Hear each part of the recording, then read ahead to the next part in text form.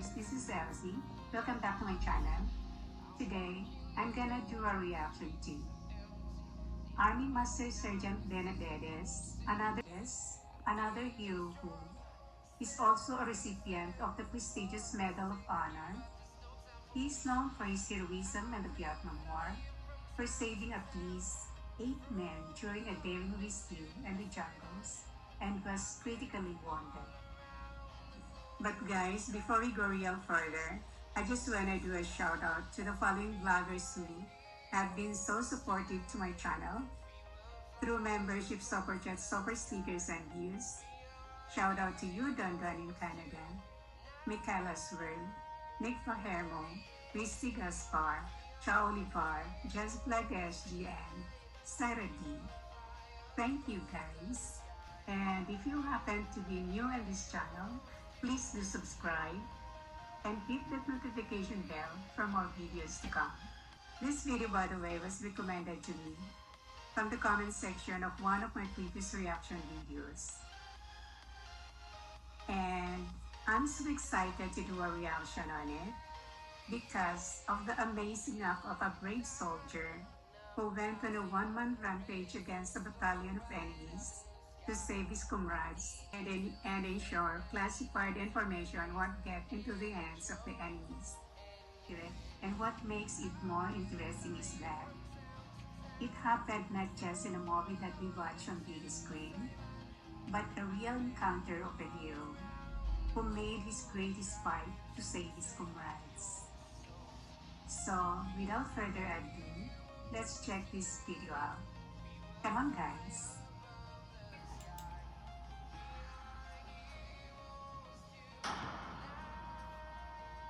The Green Beret who went on a one-man rampage, Roy Benavides, the Vietnam War. Roy Benavides' life had been rough as a child. Both his parents had died. He was bullied by his classmates because of his mixed Yaqui Indian and Mexican heritage and had to leave school in 8th grade to help his family. At the age of 19, Benavides joined the Army, serving in the Korean War in the Texas Army National Guard. He married Hilaria Lala Coy Benavides in 1959 and completed airborne training, becoming assigned to the 82nd Airborne Division. In 1966, Sergeant Roy Benavides was in hospital after stepping on a landmine. Doctors said he would never walk again. He had been sent to Vietnam in 1965 as an advisor for the ARVN troops there. Benavides was carrying out a classified operation alone to gather evidence that the North Vietnamese troops were posing as Viet Cong. While he was on patrol along a narrow trail disguised as a Viet Cong guerrilla, he stepped on a landmine. Sometime later, a squad of Marines came across Benavides. They initially thought it was a booby trap, but were surprised when they flipped him over and discovered the man in Viet Cong pajamas was Hispanic and wearing U.S. Army dog tags. He was soon evacuated to the hospital. In hospital in the U.S. 2 months later, Benavides had recovered and awoke. His memories came back to him. The doctor told him he would never walk again. His spine had been damaged and his brain had rattled in his skull. Nevertheless, Benavides, sitting in his wheelchair, begged the doctors not to discharge him from the Army. The Army was his life. Determined, Benavides got up from his bed night after night, dragging himself to the wall and putting weight on his legs. For weeks, he pushed through the pain, going further in distance than before, which surprised the doctors.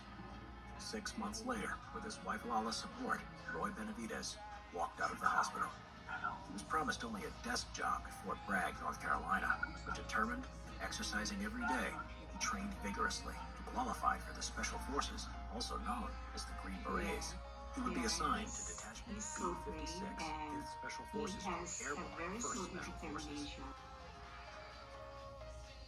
6 hours in hell. Now it was 1968.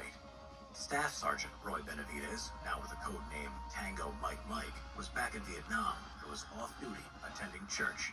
His mind was fixed on the panicking radio chatter from the front lines. In Vietnam, near the Cambodian border, a 12-man Special Forces reconnaissance team, which included his close friends, Sergeant First Class Leroy Wright, Staff Sergeant Lloyd Frenchie Mousseau, Specialist 4 Ryan O'Connor, and 9 Montagnard tribesmen who were part of the Civilian Irregular Defense Group program, or CIDG, were surrounded by a battalion numbering 1,000 1,000 battle-hardened North Vietnamese soldiers. Everyone in the unit had been wounded or killed in earlier fighting, and 3 of the helicopters sent to rescue them had been unable to extract them due to heavy enemy fire. When the helicopters returned, they were riddled with bullets. One of them, the door gunner, Michael Craig, aged 19, had been hit several times and died in Benavides' arms. There was no way Benavides was going to leave his friends out in the jungle. Wow, so he is truly a soldier with the mindset of not leaving anyone behind in the battlefield. So was only armed with a Bowie knife and medical supplies. Benavides described it as going into autopilot. As he was approaching the extraction zone, Benavides realized his fellow team members were too severely wounded to run the distance to the helicopter. There was so much enemy gunfire that the pilot, Larry McKibben, had to zigzag in an attempt to dodge it, but was nevertheless able to provide covering fire. Benavides jumped out with a medical bag and ran through the jungle to the wounded men under heavy enemy fire, taking a shot to the leg, which he initially thought was a thorn bush. He found Mousseau first, against a tree whose eyeball had been shot out and was hanging down his cheek, but was determined to keep shooting back. The CIDG were in a pool of blood, patched up as best they could.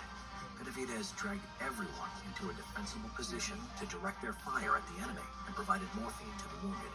He then saw O'Connor and an interpreter CIDG who he motioned to move over to him, but the gunfire started again, and they took cover. Another round that hit Benavides in his thigh. On adrenaline, he popped the green smoke from McKibben in the rescue helicopter to pick them up. While everyone who could move got into the chopper, he suppressed the tree line with an AK-47 he had picked up to cover O'Connor and the interpreter who crawled towards the helicopter. Now Benavides was looking for the team leader, Sergeant First Class Leroy Wright, who had been killed and who also had intel on him that could not get into enemy hands. Benavides found his body and proceeded to drag him to the chopper, where he was shot again, this time in the stomach, and hit in the back by shrapnel from a nearby grenade, knocking him out. When he awoke, Benavides was forced to leave his dead friend's body. Disaster had also struck. The chopper had crashed to the ground from enemy fire. The pilot, McKibben, was dead. 5 of the men on board, including Mousseau, survived the crash, as did O'Connor and the interpreter who didn't get into the helicopter. Benavides pulled them out of the wreckage, dispensed morphine, set up a perimeter around the crash site, called in heavy air support from the F-100s above, and dropped napalm on the enemy position. When the jets ran out of fuel and had to leave, the enemy machine gun fire started again.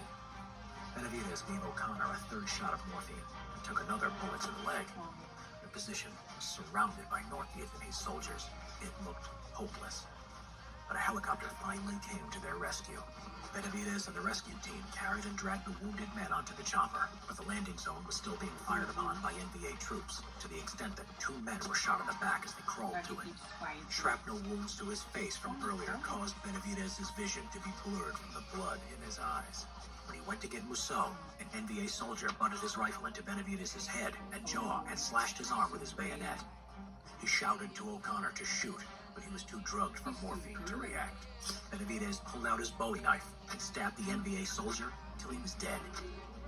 He then dragged Mousseau to the helicopter and killed 2 more NVA with an AK-47 who were out of the helicopter's side gunner's arc of fire.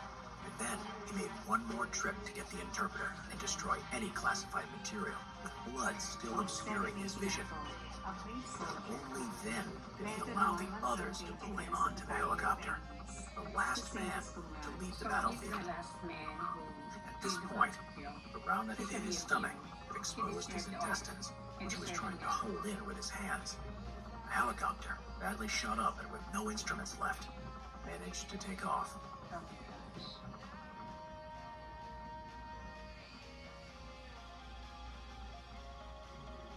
When they landed, the wounded were unloaded and examined one by one. It had turned out that Benavides had even loaded 3 dead enemy soldiers into the helicopter in case they had classified materials. They were left to the side, as was Benavides. He couldn't move or speak because of the broken jaw from the rifle butt. The blood over his eyes had glued them shut, and with 37 bayonet, bullet, and shrapnel wounds all over his body, he looked dead. Medics started placing him in a body bag and started zipping him up when a friend noticed him and said, "That's Roy Benavides." The doctor said there was nothing that could be done, but Benavides mustered his last bit of energy and spat in the doctor's face, causing the doctor to say, I think he'll make it. He was flown to Japan for intensive surgery, then Brooke Army Medical Center, Fort Sam Houston, where he stayed for almost a year.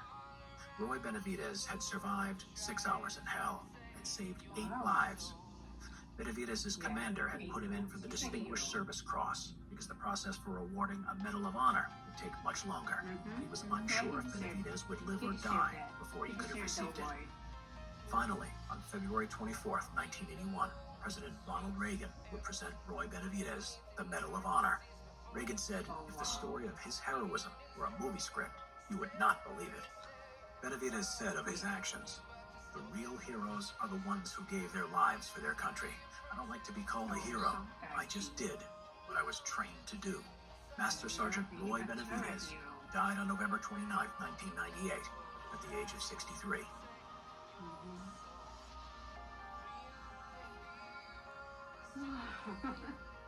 That's Subscribe for more Vietnam War history videos. very touching stuff.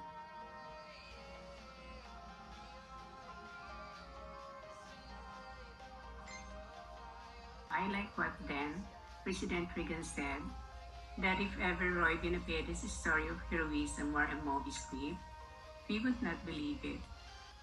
Makes sense. Makes sense, right? It's hard to believe.